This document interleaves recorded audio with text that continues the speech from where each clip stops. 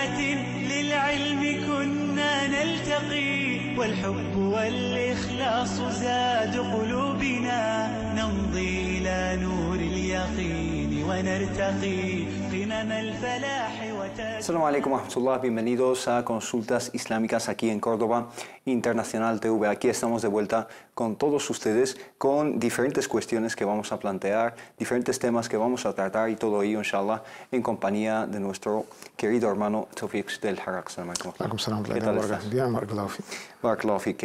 Inshallah, vamos a tratar algunas cuestiones, pero las preguntas que ustedes tengan, las dudas que a ustedes les surjan, las pueden plantear a través del número de teléfono que aparece en pantalla o, si lo prefieren, también lo pueden hacer llegar a través del email o de las redes sociales, especialmente la página de Consultas Islámicas, que también va a aparecer en pantalla enseguida. Hermano Tawfiq, empezamos, inshallah, este programa de hoy de lunes 5 de marzo y me gustaría empezar con un tema bastante interesante que está quizá en boca de todos, especialmente, por supuesto, dentro de la comunidad musulmana, que es lo que se conoce digamos, convencionalmente, como el i'jaz al-ilmi, el carácter científicamente, digamos, desafiante, ¿no?, del Corán, desafíos y milagros que el Corán plantea a los musulmanes, pero a los creyentes, pero a toda la humanidad en materia de ciencia, cosas que antes no eran conocidas dentro del ámbito científico y que el Corán ya plantea o al menos introduce de alguna forma. Y no solo es el Corán, sino también la Sunna del Profeta Muhammad sallallahu alaihi wasallam. Y aquí simplemente menciono pues, un espacio que aquí tuvimos pues, el placer de presentar, que es Páginas del Universo, que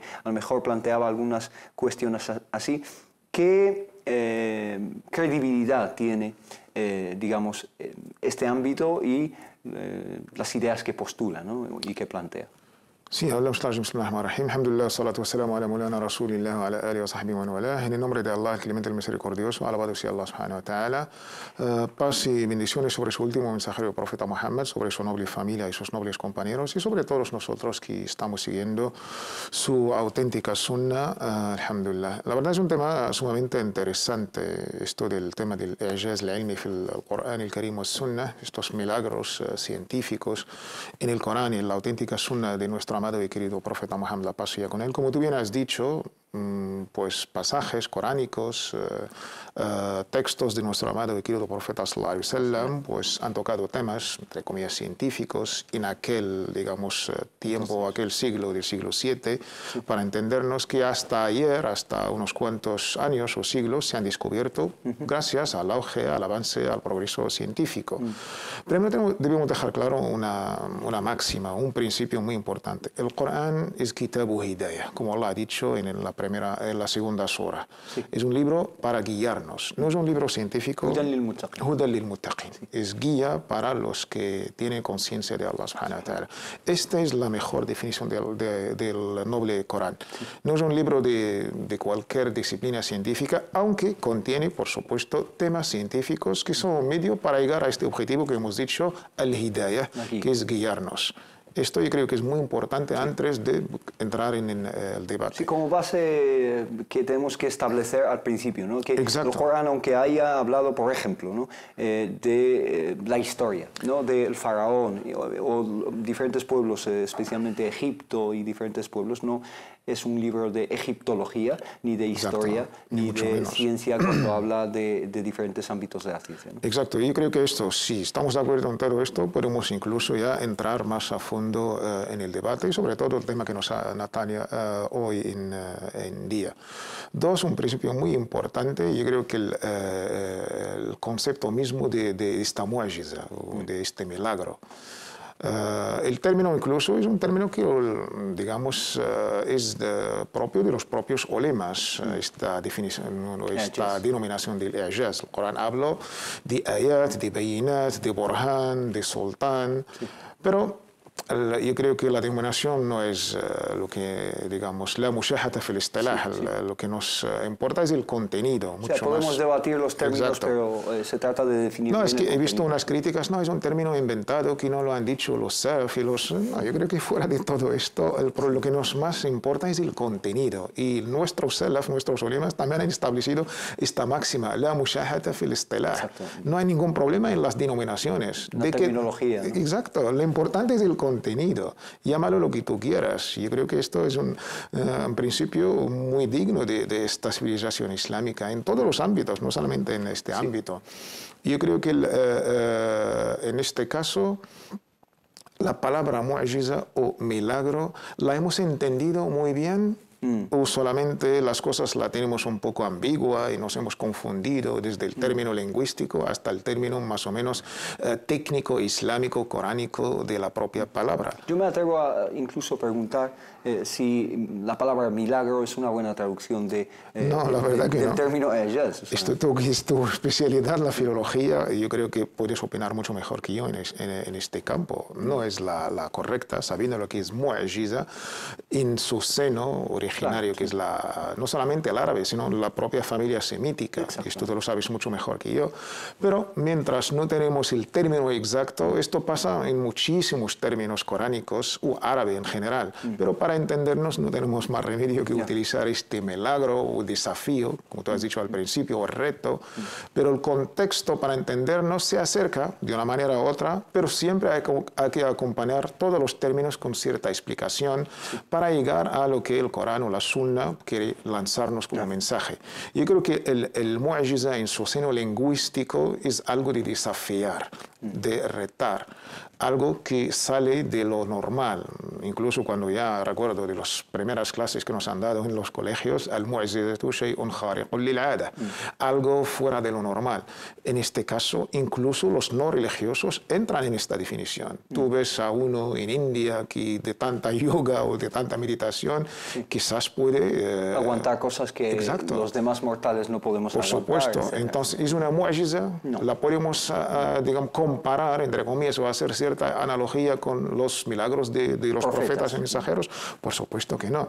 Yo creo que entra esta parte de desafiar o fuera de lo normal, por supuesto, pero algo más que es lo más importante, otorgado por Allah. Esto yo creo que es la primera definición.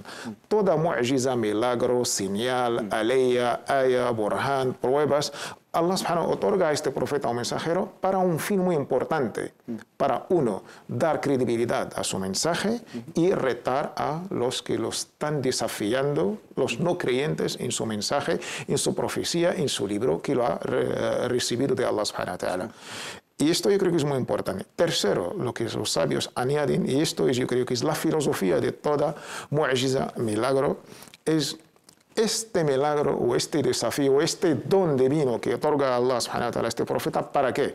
Para desafiar todo aquel, la gente en su tiempo han progresado. Y viene el profeta con algo... el ámbito que ha conocido un progreso y digamos, un desarrollo en el tiempo de ese profeta. De una manera, digamos... destacada. Y viene el profeta notable. Y los desafía. Yo creo que esta definición es la más cercana al Corán y la Sunna, incluso con ejemplos concretos. Si estudiamos la vida de todos los profetas y mensajeros, los más destacados, y conocemos por el Corán y la Sunna auténtica sus milagros. Vamos a hablar, por ejemplo, de Musa alayhi salam. Moisés. Sí. Moisés, la paz sea con él, su milagro por excelencia es al-asa, que el bastón que se convierte en serpiente. En serpiente, incluso, pues ha comido todos los que aquellos magos han hecho. Sí. Y entonces la pregunta, ¿en qué han progresado la gente, los israelitas, en la época del faraón o de Musa? Sí, o del pueblo egipcio entonces. Exacto, era la magia. La magia era pues el progreso de la época. Y viene Moisés alayhi salam y los desafía. Y esto... Incluso los propios magos se han quedado boca abierta y han aceptado el Islam porque han tenido la certeza que esto no es una obra humana, sino no fue algo otorgado por Allah y se ha quedado evidente. Con Jesús, que la paz sea con él, pues vemos algo muy... La época de Jesús, los judíos con esta evolución histórica... Y los romanos también, ¿no? Exacto, ya estamos hablando de casi 13 siglos después de Moisés alayhi salam, han destacado, sobre todo la cultura romana y los judíos de la época, y sobre todo en algo que es la medicina. Pues la medicina en la época de Jesús era dominante de la época. Incluso llegaron a curar ciertas enfermedades. Una ciencia desarrollada. Exacto, salvo ciertas enfermedades que no han podido. Y viene Jesús, hijo de María, la paz sea con él, y los desafía. Ha curado pues enfermedades, la lepra en aquellos tiempos, y en aquellos tiempos no hoy. Incluso uno que era mudo ha hablado, y otro que era ciego. Incluso el Corán ha hablado de un término mucho más complicado, que es el akmah.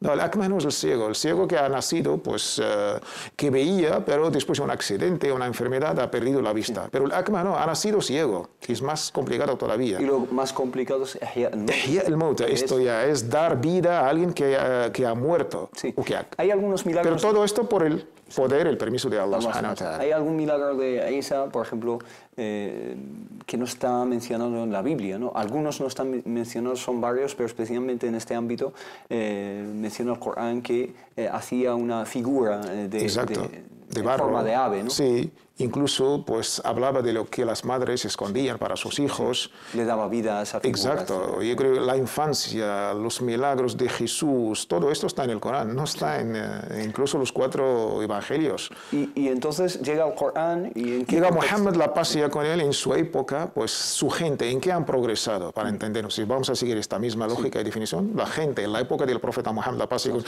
en el contexto histórico de Arabia, progresaban y destacaban en el shi'r, en la poesía, en el balagha, en la lengua árabe, la elocuencia.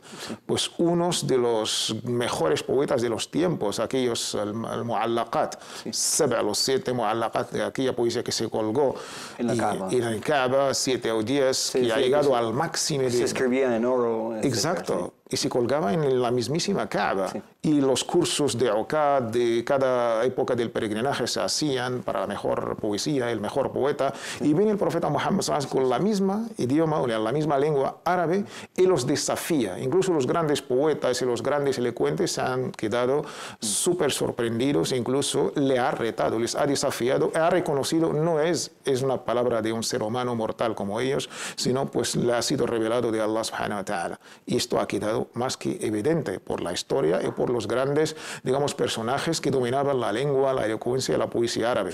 Y sabemos por definición que el Corán es un libro que sobrepasa los espacios y tiempos. El Corán es válido para Arabia del siglo VII y para todos los tiempos y espacios hasta el día de juicio final.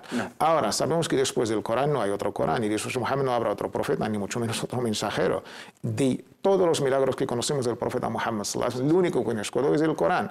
Ahora mismo, en nuestra época, hoy en día, en 1439 de la Hijra y 2018 de la era moderna, cuando los árabes incluso han perdido esa lengua y esa elocuencia quizá inicial, ¿no? Sí, pero hoy ¿en qué destaca nuestra era o nuestros tiempos? La ciencia y la tecnología. Exacto, la ciencia, la tecnología, Internet, la Luna, todo este auge científico y tecnológico, sin ningún, digamos, precedente. Sí, y de ahí podemos hacer la misma pregunta que hemos hecho al principio. ¿Puede el Corán desafiar en todo aquel la propia gente ha destacado? Si hoy hemos destacado en la ciencia, este libro Corán, siendo mu'jiza o milagro o prueba de Allah que garantiza la credibilidad de Allah subhanahu wa ta'ala, por supuesto que sí. Esa es la pregunta inicial, ¿no? Exacto. De esto sí que podemos entender este i'jaz ilmi fil Corán al-Karim, pero dentro de estos parámetros que hemos puesto, que es un libro para guiarnos. No es un libro de ciencia, ni medicina, ni historia, ni mucho menos. Sí. Pero utiliza ciertos medios, desde la lengua hasta hoy en día. Mañana no sabemos lo que va a aparecer, o después de 50 o 100 o 200 años, pero siempre está el Corán presente para ser mu'jiza, milagro, prueba, para dar esta credibilidad de Allah subhanahu wa ta'ala. Si de verdad hemos destacado en la ciencia, hay pasajes científicos en el Corán que desafían en otras palabras. Muhammad en la época del siglo VII, siendo analfabeto, y todo lo que es las circunstancias científicas de la época. Sabemos que era casi una época prehistórica en términos científicos, ni microscopios, ni informática, pero incluso hemos encontrado pasajes que hablan de ciertas cosas con cierto lujo de detalle, de conceptos científicos que hoy en día lo acabamos de, por ejemplo, de probar e entender. Vamos a dar, por ejemplo, algunos temas concretos en los que sí que existe ese lujo de detalles que has son mencionado. muchísimos. Por ejemplo, tenemos la embriología, ¿no? Exacto. Tenemos una descripción de las fases del desarrollo del embrión y del feto que era prácticamente y materialmente y físicamente imposible saber en aquel entonces. Exacto, esto no lo está diciendo ni Hisham ni Tawfiq, lo está diciendo el doctor Keith Moore, digamos la referencia, la eminencia en tema de embriología hasta muy poco. Y sus libros son la fuente de la embriología en todas las universidades del mundo. Pues Keith Moore pues, ha hablado de la misma manera que tú acabas de hablar de ahora. Estos pasajes en Surat al-Mu'minun, el capítulo de los creyentes, hablan con un lujo de detalle científico, con pasajes de esta faceta que pasa el embrión o el feto hasta pues nacer. Y de esto podemos hablar de muchísimas cosas, de la relación del agua con la vida. De la oceanología, es decir, en el capítulo 24, el de la luz, An-Nur, Allah subhanahu wa ta'ala habla de distintas capas que dentro de lo que es, un océano, que, digamos, hacen que en lo más bajo, lo más profundo de un océano, haya una oscuridad absoluta y dice, si alguien saca su mano no podría ni siquiera ver su mano. Y esto hasta los años 90 o 80 quizá no se sabía, es decir, es cuando ya se descendió con unos submarinos adecuados para esas y mucho más complicado, ¿no? En el pasaje del capítulo de Nisa, de las mujeres, cuando habla Allah subhanahu wa ta'ala del castigo que van a sufrir que van a merecer el castigo de Allah en el día del juicio final, cuando ya están castigados con el fuego, con el infierno, pues Allah cambia cuando ya están quemadas sus pieles, pues se cambian los pieles. ¿Por qué Allah no ha dicho se cambia la carne? Hasta muy poco sabemos que el sistema nervioso existe justo bajo la piel. Y esto para una persona analfabeta en el siglo VII, sin ningún medio científico al alcance, ¿cómo ha sabido estos términos? Muchísimos los ejemplos. Tenemos Nasir sin establece un pasaje en Surat al-Alaq, creo, establece que esta zona frontal, el lóbulo frontal del cerebro, es el que, digamos, es responsable por esas emociones y la mentira, por ejemplo, porque establece ahí la mentira. Pero esto hace muy poco lo que acabamos de conocer. Y de ahí, en este término, en esta lógica que hemos explicado, podemos entender estos milagros para desafiar e incluso para guiarnos, para tener toda la certeza que es libro de Allah. Barakallahu. Sí, se puede uno extender muchísimo en este aspecto, pero sí te quería hacer una pregunta y es, muy bien, existe esa dimensión que desafía a la humanidad y dado el carácter universal y global del Corán, pues se extiende eso hasta el fin de los tiempos, tal y como nos enseña nuestra religión, etc. Pero ¿tú crees que se ha hecho justicia a esto? ¿Quizá ha habido un exceso a veces o un defecto?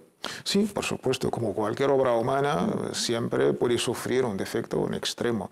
De esto, el Ijaz de Ilmi fil Qur'an al-Karim wa Sunnah es algo bastante novedoso y ha tenido unos pros, unos en contra, unos que han, digamos, negado, por supuesto, otros que se han, digamos, sin ninguna limitaciones.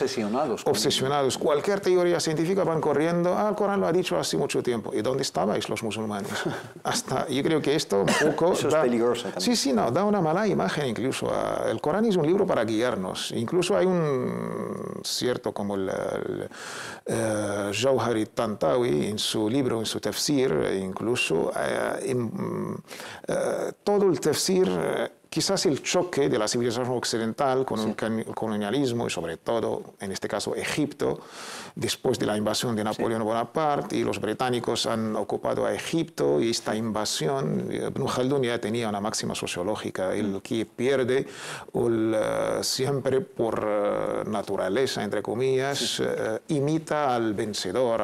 Tiende a tener un complejo de inferioridad. Exacto. Y ahí, pues, en su tafsir, Jawhari Tantawi, todo lo que en su época, estamos hablando de los primeros años 20, 30 del siglo pasado, siempre le encontraba una guía coránica, toda teoría científica, y esto es peligroso. Hablamos de verdades científicas, no de una teoría. Puede mañana cambiar y ir corriendo y sacar un versículo, una guía coránica de su contexto para decir que el Corán lo ha dicho antes o después. En este caso sí que hubo ciertas observaciones, tenemos que observar. Y excesos, ¿no? Exacto. Y siempre en estas pautas que hemos puesto al principio, por supuesto que hay pasajes científicos, incluso hay desafíos dentro de la propia lengua árabe de todo tipo, pero con ciertas condiciones que han puesto nuestros sabios, sin excesos y mucho menos sin defectos.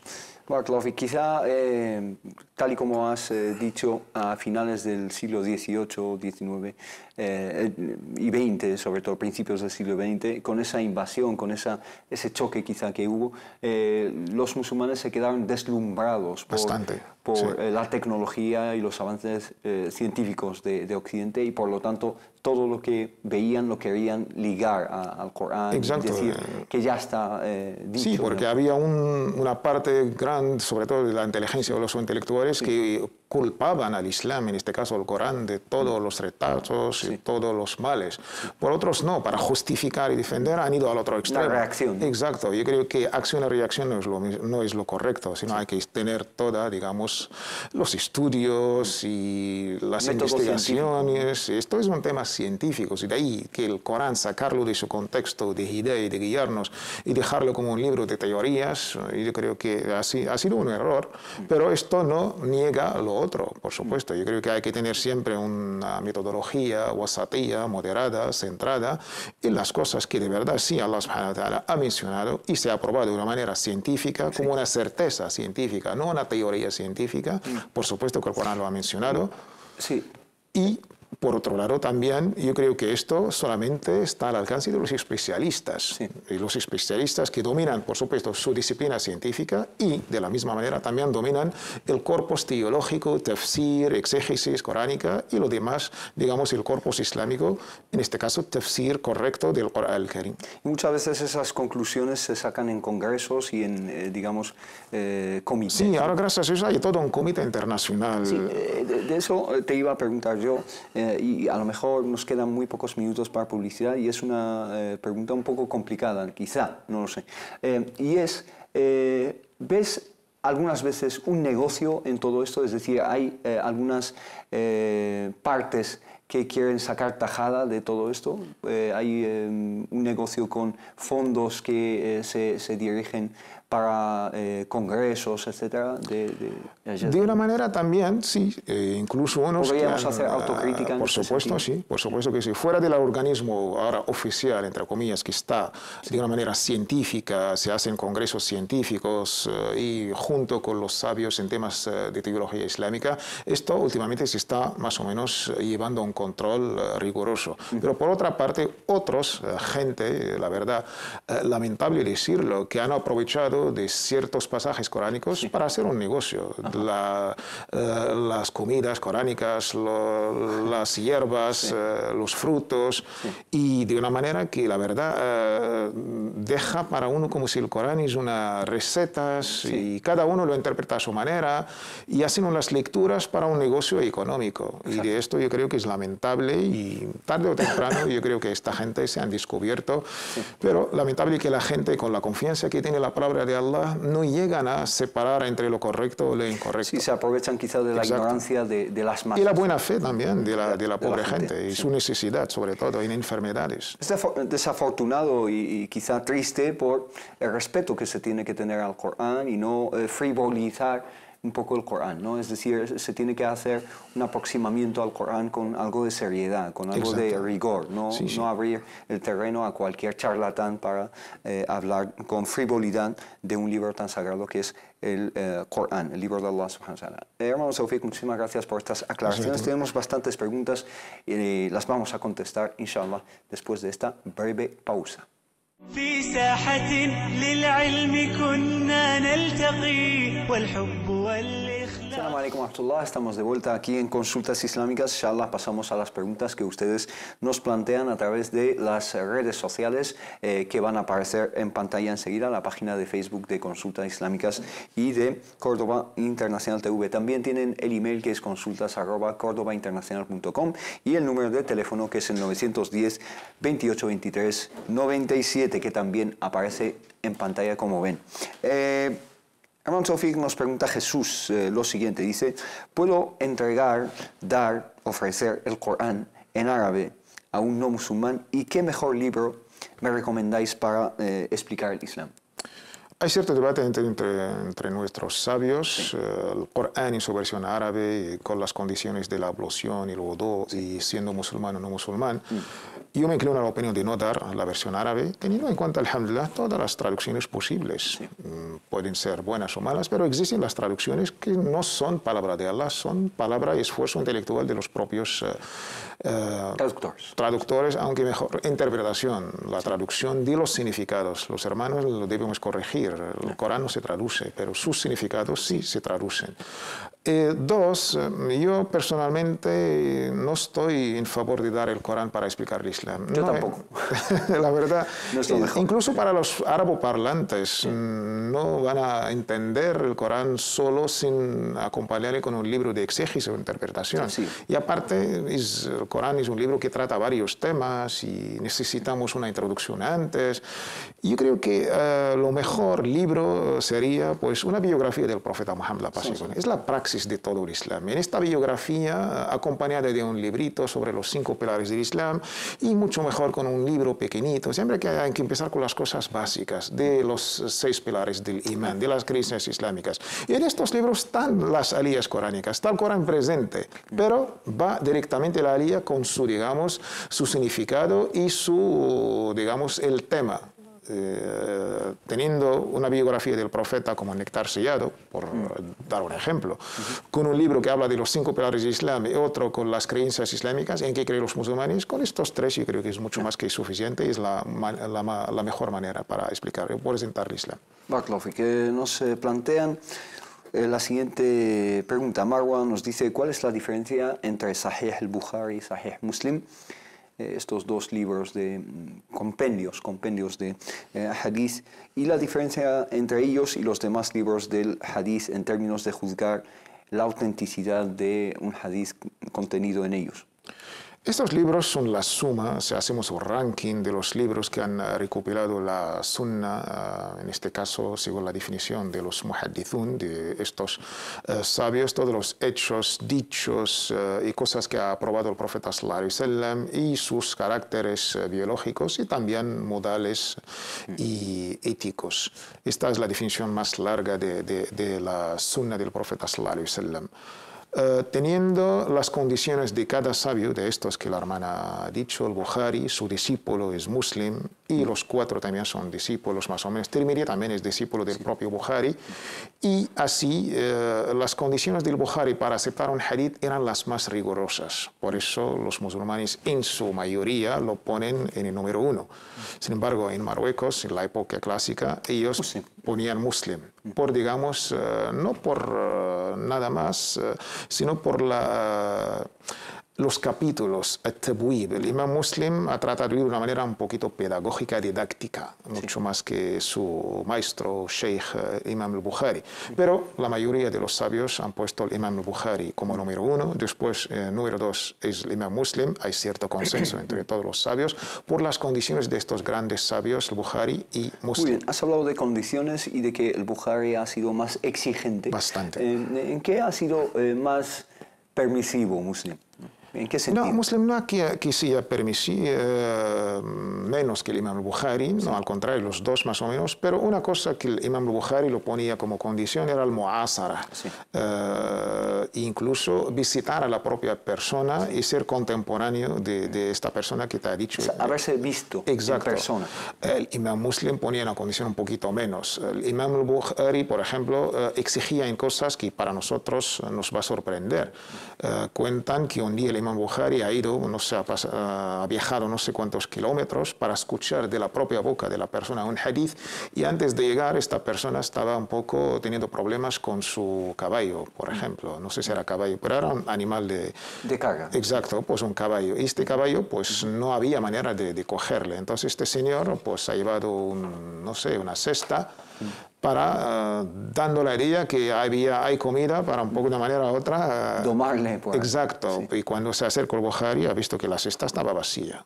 Y esto ha decidido no aceptar el hadith de este señor. Porque dijo que si mientes a un animal, pues para puedes mí mentir puedes mentir a una persona y que es esto no es digno de transmitir un hadith del profeta Muhammad sallallahu alaihi wasallam. Esta condición es bastante exigente. El imam Muslim no veía estas cosas, entendía más o menos las circunstancias, y después del imam Bukhari o Muslim venían los 4, lo que se conocen como Ashabus Sunan, sus libros, aunque el título a veces como Tirmidhi no se llama Sunan, pero por metodología le llaman As-Sunan. De estos, pues las condiciones eran mucho menos exigentes, Sí, incluso Tirmidhi, Abu Dawud. El orden es bastante, digamos, es esfuerzo de los intelectuales. Tirmidhi, Abu Dawud, uno antes, uno después, no es tan importante. Sin embargo, Ibn Majah y Nasa'i, la mayoría pues tratan que Ibn Majah es el último, porque era el más permisivo. Otros incluso rechazan Ibn Majah y meten en su sitio Darimi. Es un tema pues, de esfuerzo intelectual. Sin embargo, la mayoría optan por estos 6. Por eso se llaman Rawahu Sita, lo han narrado los 6, o Al-Jama'a. Son términos un poco científicos que se han puesto de acuerdo entre... Una convención. Exacto, entre los sabios. Sin embargo, antes del Bukhari y Muslim, el libro más auténtico era el Muwatta, de nuestro imam Malik. Aunque el imam Malik no ha tratado de la misma manera que el Bukhari o Muslim, porque el Bukhari y Muslim ha venido después, un poquito, mucho más al propio Bukhari, pues ha aprendido y ha tenido el libro del Muwatta como gran guía. Una metodología ya más desarrollada. Pero él lo ha desarrollado bastante. Esto no quiere decir que el Muwatta no es un libro auténtico, sino según el propio Imam Shafi'i, no existe un libro bajo el cielo más auténtico que el libro del Muwatta. Esto yo creo que es unas palabras muy dignas, exacto. Pero en temas científicos, de metodología científica dentro del campo del hadith, la Umma, en su mayoría, en su conjunto, pues han aceptado estos libros con esta orden, los más auténticos por la condición de los hadices y por incluso, pues el Imam Bukhari en su libro Sahih solamente narraba lo más elevado de lo Sahih, de lo auténtico. Los 4 pues relataban hadices auténticos, Hasan e incluso Da'if, débiles, para también advertir a la Umma de estos hadices. Muy bien. Esto más o menos es la diferencia. Sí, tenemos también el Musnad del Imam Ahmad. Fuera de estos hay muchísimos. Y en ese aspecto quería preguntarte, ¿se puede encontrar un hadith totalmente auténtico que no está ni en Bukhari, ni en Muslim, ni en estos 6 libros en su totalidad, y que se puede encontrar en otro libro menos conocido? Por supuesto, yo creo que es una leyenda que circula en muchos hermanos y hermanas.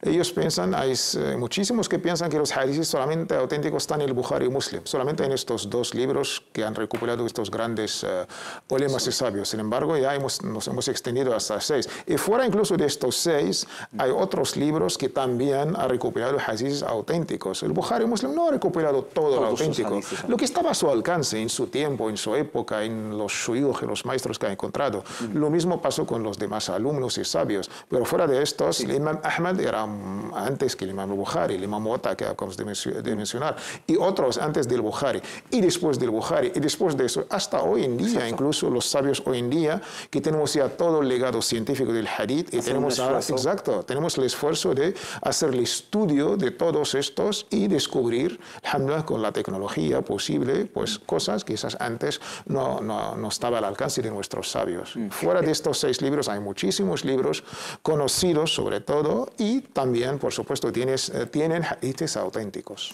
Barakallahu fik, el mito que circula quizá es si un hadith lo ha narrado Bukhari o Muslim es auténtico, y aquello que no ha narrado ni Bukhari ni Muslim no es auténtico. No, es falso. Incluso Bukhari y Muslim tienen otros libros que quizá... Exacto, ¿no? Menos, sí. El Imam Bukhari tiene varios libros, no ha narrado un único libro. Exacto. Si es su Sahih, entonces sí. Sahih en su mayoría, en su conjunto. Incluso el propio Bukhari ha sido criticado por los grandes sabios. Ha sido criticado en unos cuantos hadices. Desde el Imam Daraqutni hasta el último, el Albani, que Allah los tenga en su misericordia, han criticado ciertos hadices que no son auténticos, porque el Bukhari no deja de ser humano, ha hecho el esfuerzo humano. Se ha acertado, pues será doblemente, por supuesto, recompensado por Allah subhanahu wa ta'ala, pero sus condiciones y su gran esfuerzo ha sido bastante aceptado por la Umma. Pero no deja de ser humano, no es infalible el Imam Bukhari, ha hecho un gran esfuerzo. Incluso dentro del Bukhari tenemos 2 categorías de hadith, tenemos el hadith al-muhaqqaq, el hadith al-mu'allaq. Hay un hadith que el Bukhari lo da por afirmado. Lo ha investigado. Sí, nos ha dicho, haddathana fulan según fulan. Pero hay otro hadith que lo relata como balagana, nos ha llegado según. Ya el Bukhari te está diciendo que yo mismo, Bukhari, no tengo la certeza. Sí, no. Y de esto yo creo que, aunque después vinieron sabios y han estos balagat, el Imam al-Bukhari, lo han, digamos, han buscado su transmisión hasta el profeta sallallahu alaihi Algunos hadices, él no asume su responsabilidad en ese hadith, ¿no?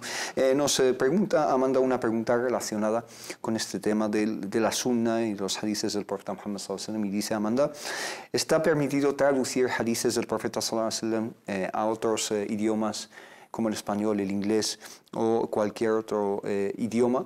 Sí, por supuesto, no hay ningún problema. Yo creo que el idioma es un vehículo para hacer llegar el mensaje. Sí. No estamos hablando del Corán. Incluso el Corán, la fatwa es muy conocida, que se traduce los significados, que es un tafsir, otra interpretación, otra exégesis. Pues de la misma manera, los hadiths del profeta sallallahu alaihi wasallam no hay ningún inconveniente en traducirlos. Sabiendo por definición que los propios sabios, hay casi un consenso que la narración del hadith se hace por el ma'na, riwayat ma'na al-hadith. La narración desde los sahaba narraba los hadiths de lo que ellos han memorizado o han entendido. Hasta los propios sahaba no siguen que están narrando literalmente, textualmente. Es imposible. La memoria, hay muchísimas cosas. Hay un consenso entre el ulama que los hadiths se han narrado por el propio sahabi según lo que él ha memorizado y ha entendido. Si se ha narrado por el ma'na, de la misma manera se podría traducir. Es decir, que a veces cambia algún término, ¿no? Por supuesto, en el mismo hadith, un sahabi o otro, exacto, como él lo ha expresado, lo ha escuchado, pero lo ha expresado de lo que él ha entendido. Sí. Y esto no deja de ser una traducción. Tu respuesta, obviamente, es que se puede, traducir estos hadiths, pero ¿por parte de quién? Es decir, parte de quién, vemos traducciones de hadices en las redes sociales, sobre todo, que nefastas, con respeto digo que son nefastas y catastróficas. Y cambian el significado, y gente que no está preparada ni desde el punto de vista, digamos, lingüístico, semántico, filológico, y mucho menos ciencias islámicas. Exacto. Yo creo que quien debe llevar esta noble misión de traducir la sunna del profeta sallallahu alaihi wasallam debe dominar los dos idiomas. Persona formada. Exacto, súper formada, porque es una amana, es una gran responsabilidad. Estás hablando en boca del profeta Muhammad. Es lo mismo que narrar un hadith, exacto, escribiendo ese hadith al profeta Muhammad sallallahu alaihi wasallam siendo falso. Sí, es lo mismo. Y esto los sabios se han expresado en diciendo lo mismo. De ahí, pues, sabiendo el árabe, sabiendo las ciencias del hadith y las explicaciones del hadith, hay libros que han recuperado el hadith, pero hay libros que son comentarios de los hadiths. Y de ahí el idioma que se va a traducir, el hermano o la hermana que va a traducir debe dominar este idioma con estas dos condiciones, y yo creo que sí está permitido, inshallah. Vale, Mark Lofi, que nos pregunta, Rashid, esta pregunta dice, aquel que hace el wudú para una oración voluntaria, como es la oración de Duha, por ejemplo, y entra la oración obligatoria de Dhuhr, por ejemplo, entonces tiene que repetir el wudú ya que ha cambiado su niyya, su intención, ya que ha hecho el wudú, la ablución para el Duha y no para el Dhuhr. Sí, hay cierto debate entre los sabios por el cambio de niyya. La niyya se ha hecho por una acción que es nafila, recomendable, y cuando esta acción se ha terminado y ha cambiado la niyya, ahora va a ser otra cosa que es farida. Unos sabios opinan que sí debe hacer otro wudú, tajdid el wudú, porque ahora va a hacer wudú por una razón, por un objetivo que es obligatorio. Sin embargo, hay otros sabios que yo, la verdad, me inclino a esta opinión, que sí, el wudú se ha hecho para tahara, para la ablución. Independientemente de qué vas a rezar una náfila, un acto voluntario, un acto obligatorio, mientras no se va a invalidar o anular este wudú con las cosas que invalidan el wudú. Y tenemos más de un hadith del profeta sallallahu alaihi wasallam, el hadith que conocemos todos, narrado por el Bukhari Muslim, cuando el profeta sallallahu alaihi wasallam hizo el wudú para el qiyam al-layl, para el rezo nocturno, y se quedó pues rezando hasta el fajr. Cuando llegó el fajr, que es obligatorio, ha rezado con el mismo wudú. El profeta sallallahu alaihi wasallam no ha renovado su wudú. Si un wudú que ha valido para un acto voluntario, que es qiyam al-layl, los rezos nocturnos, también con el mismo wudú ha rezado algo obligatorio, y Muhammad sallallahu alaihi wasallam es nuestro ejemplo para seguir. Efectivamente. Otra pregunta del mismo hermano, Rashid, nos dice, nos plantea las preguntas en árabe, por cierto, dice, ¿acaso todas las ibadas, las adoraciones, no son válidas excepto con una niyya, digamos, sin pronunciarla? Primero debemos estar de acuerdo en algo No pronunciada, mejor dicho. Todo acto depende de la niyya. La intención es una condición. La niyya, la intención de cualquier acto es una condición. Pronunciarla o no pronunciarla, yo creo que la niyya, si es una intención, de una manera, la intención donde está en la mente, está en el corazón. Sí. Ya no hace falta pronunciarla, solamente con el gesto. Sí. ¿Hay Ya- algunas adoraciones en las que sí? Sí, los sabios hablan de una, sobre todo la del Hajj. Cuando hacemos el peregrinaje, Sí. cuando ya estás, digamos, en las zonas, el miqat, el geografi, las zonas geográficas donde se inicia el Hajj, hay que pronunciar qué tipo de los 3 tipos del Hajj vas a realizar. Exacto. O Allah, esta es Umrah hasta el Hajj, voy a hacer el Hajj tamattu. O Allah es Hajj, te pronuncias. Para unos sabios, esta es una manera de pronunciar la niyya. Otros sabios añaden a la hora de sacrificar un animal. Sí. Bismillah, Allahu Akbar, este es para mi hijo, este es para la aqiqa, recién nacido, este es para el sacrificio del cordero.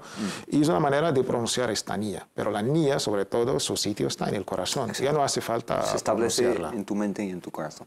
Mark Lofi, que nos queda poco tiempo, pero también nos pregunta esta pregunta. Nos dice, ¿es permitido para el ma'mum, la persona que reza detrás de un imam, levantar, alzar su voz con el takbir, con distintas expresiones que se dicen durante la oración? Yo creo que para el buen funcionamiento de Salat, lo mejor es que el ma'mum, la gente que está detrás, no deben alzar la voz. Y las cosas que deben, sobre todo, nuestra escuela maliki habla sobre todo de la primera takbira, de takbira al-ihram. Para el imam es obligatorio que alce la voz, pero los que están detrás, por lo menos, ellos, los malikis, ven que es recomendable. Pero esto no significa alzar la voz hasta molestar los propios que están al lado, sino algo que tú mismo lo vas a escuchar. Entonces, la sunna es no pronunciar nada después del imam. Y sobre todo, si hablamos de takbirat al-ihram, la escuela maliki habla de una recomendación, porque sabemos que takbirat al-ihram es un pilar, es un rukn. Sí. Y yo creo que lo mejor detrás del imam hay que mantener cierto silencio y seguir el imam y concentrarnos en lo que estamos haciendo. Mark Lofik nos pregunta a Ali esta pregunta, que nos quedan pocos minutos y quizá es una pregunta un poco complicada. Dice Ali, me casé con dinero haram, ilícito. ¿Qué estado tiene mi matrimonio y qué debo hacer en este caso? Pues tú lo has dicho, es bastante complicado. El robo es un pecado capital. Es sí, él especifica... lo primero, debe devolver lo que ha robado, hacer tauba, arrepentirse por lo que ha hecho, pedir perdón de Allah subhanahu wa ta'ala y devolver lo robado lo antes posible y hacer cuantas obras de bien para que Allah le perdone. Lo relacionado con su matrimonio con las condiciones, testigos y tal, es válido, inshallah, pero por lo otro debe arrepentirse y devolverlo lo antes posible, inshallah.